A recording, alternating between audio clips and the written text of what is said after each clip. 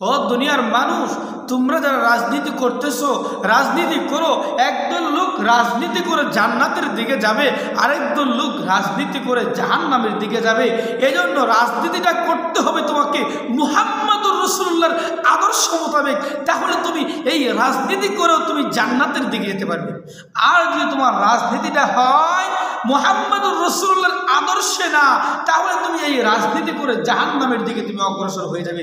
এজন্য রাজনীতি করতে হবে মুহাম্মদুর রাসূলুল্লাহর আদর্শে। মুহাম্মদুর রাসূলুল্লাহ এমন একজন ব্যক্তি ছিলেন যিনি রাষ্ট্র পরিচালনা করেছেন।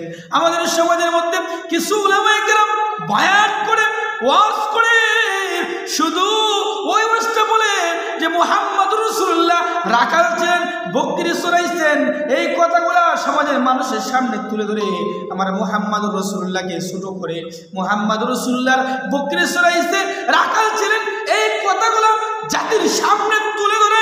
কিন্তু মুহাম্মদুর রাসূলুল্লাহ রাষ্ট্রনায়ক ছিলেন, ওই কথাগুলা সমাজের মানুষের সামনে তুলে ধরে না, সমাজের মানুষের সামনে তুলে ধরে না। এই জন্য মুহাম্মদুর রাসূলুল্লাহর আদর্শগুলা প্রত্যেকটা আদর্শই তুলে ধরতে হবে। মুহাম্মদুর রাসূলুল্লাহ বিদায় হজ্জের ভাষণের মধ্যে বলেছেন, ও আমার ষোলক সাহাবী যখন বয়ান করলেন তখন বলে গেলেন, আমি তোমাদের সামনে দুটি জিনিস রেখেছি, তোমরা যদি ওই দুইটা জিনিস আঁকড়ে ধরতে পারো তাহলে তোমরা কোনোদিন পথভ্রষ্ট হবে না। এক হলো আল্লাহর কুরআন, দুই হলো আমার রাসূলের সুন্নাত। এই দুই জিনিস যার মধ্যে থাকবে সে কোনোদিন পথভ্রষ্ট হবে না। এই জন্য আজকে মুহাম্মদুর রাসূলুল্লাহর আদর্শের কথা নাই। আপনি ভোট দেন, যাকে মনে চায় তাকে ভোট দেন, কোনো সমস্যা নাই, কিন্তু এটা আপনার ভোট না, একটা আমানত। আপনার ভোটের যদি একটু এমপি চুরি করে একটা গুনার অংশ আপনার আমলনামায় ঢুকবে। আপনার ফিঙ্গারপ্রিন্টের দ্বারা যদি একজন ব্যক্তি নির্বাচিত হওয়ার পরে ভালো কাজ করে, হাসরের ময়দানে আপনি আর একটা প্রতিদান আপনি পাবেন। সে যদি ভালো কাজ করে, ভালো কাজের প্রতিদান সারা জীবনে ভালো হয়।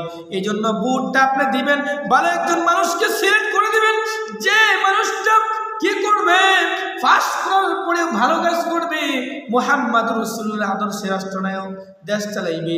এই জন্য মুহাম্মদুর রাসূলুল্লাহর আদর্শ মোতাবেক কাজ করতে হবে। মুহাম্মদুর রাসূলুল্লাহর আদর্শ মোতাবেক কাজ না করলে দুনিয়াতেও শান্তি নাই, আখিরাতেও শান্তি নাই। এই জন্য যা কিছু করতে হবে ভালো কিছু করতে হবে, ভালো কিছু করার প্রতিদান কিয়ামত পর্যন্ত ভালোই থাকবে গো, আর খারাপের প্রতিদান কিয়ামত পর্যন্ত খারাপই থাকবে। এই জন্য যা কিছু করতে হবে মুহাম্মদুর রাসূলুল্লাহর আদর্শ মোতাবেক করবেন, তাহলে দুনিয়াতেও শান্তি, আখিরাতেও শান্তি।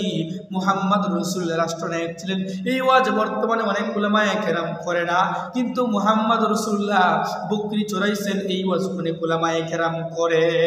এই জন্য রাষ্ট্র চালাইতে হবে ওমর রাদিয়াল্লাহু তাআলার মতো, রাষ্ট্র চালাইতে হবে, রাষ্ট্র চালাইতে হবে খলিফাতুল মুসলিমিনের মতো।